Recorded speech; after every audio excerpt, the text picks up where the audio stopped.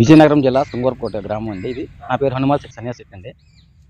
ఇప్పుడు శృంగవరపుకోట ప్రధాన దారిలో గాయత్రీదేవి కోవుల వెనక బాబు చెరువు అని సుమారుగా చాలా ఏళ్ళ క్రితం ఉండేదండి. ఇక్కడ దాన్ని కొంతమంది రాజకీయ నాయకులు, రియల్ ఎస్టేట్ వ్యాపారస్తులు అందరూ కలిపి అధికారులు కుమ్మక్కయ్యి ఈ చెరువుని కబ్జా చేసి లేఅవుట్ల కింద లేఅవుట్ వేసి ఫ్లాట్ల కింద అమ్మడం జరిగిందండి. ఇది ఏమిటనే జరిగిన టైంలో ప్రస్తుత ఎంఆర్ఓ గారిని ప్రశ్నించగా ఆయన సమాధానం మాకు ఎప్పుడు కూడా సరైన సమాధానం ఇవ్వలేదండి. నేను ఒక సామాజిక కార్యకర్తగా నేను వెళ్ళి ప్రతిదీ అడిగినా కానీ ఎటువంటి సమాచారం లేదండి. వారు ఎటువంటి సమాచారం ఇవ్వకపోగా నేను ఎప్పుడు వెళ్ళినా కానీ ఏదో ఒక సమాధానం చెప్పి దాటించడమే తప్ప ఈ టాపిక్ని ఎప్పుడు నాకు సరైన దీని గురించి ఆన్సర్ చేయలేదండి వాళ్ళు. అయితే నా దగ్గర ఉన్న తగు ఆధారాలతో నేను హైకోర్టును ఆశ్రయించడం జరిగిందండి. హైకోర్టు ఆశ్రయించిన తర్వాత ఇది సుమారుగా 7 ఎకరాలు 26 సెంట్లు అండి. బాబు చెరువు అంటారు దీన్ని.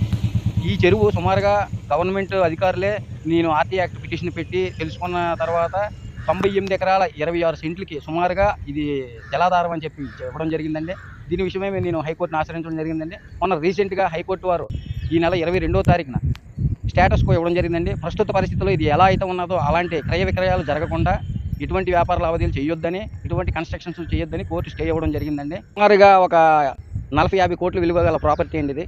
చాలామంది ఇందులో అధికారులు కూడా హస్తం ఉందండి. సర్వే నెంబర్లు మార్చడం కూడా జరిగిందండి. పాత సర్వే నెంబర్లే కొత్త వేరు సర్వే నెంబర్లు 4 సర్వే నెంబర్లుగా విభజించడం కూడా జరిగిందండి. ఇవి ఫ్లాట్లు వేసి అమ్మకాలు కూడా చేశారండి. దీనికి గవర్నమెంట్ 2020లో దీని వర్క్ స్టార్ట్ చేశారండి. ఆ తర్వాత మేము తగు కారణాల వల్ల కోర్టుకు వెళ్ళలేని పరిస్థితి వచ్చింది. ఎందుకంటే ఈ కోవిడ్కి ఇవన్నీ కారణాల వల్ల దానికి తోడు ఇంకా మాకు సంబంధించిన ఆధారాలు కొంచెం దొరకకపోవడం వల్ల కొంతకాలం డిలే అయిందండి. ఇప్పుడు మాకు అన్ని ఆధారాలు సమకూర్చుకొని ఇప్పుడు కోర్టుకు వెళ్ళడం జరిగిందండి.